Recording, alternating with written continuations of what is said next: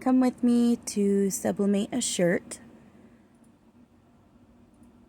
I'm doing a holiday Gus Gus one. This one's for my sister-in-law.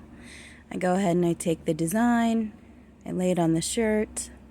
I use some heat tape to keep it from moving after while I press it.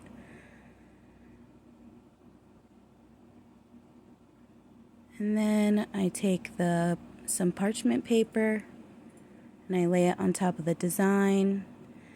And then I go ahead and press it, and you'll see my 4-year-old go through there. I hold it for 35 seconds, and then I still keep it on there, and I don't press it for 30 seconds.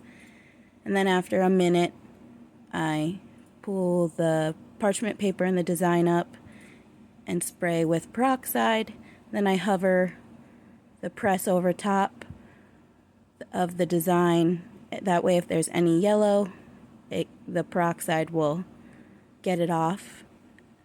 And then that's it. Thanks for watching.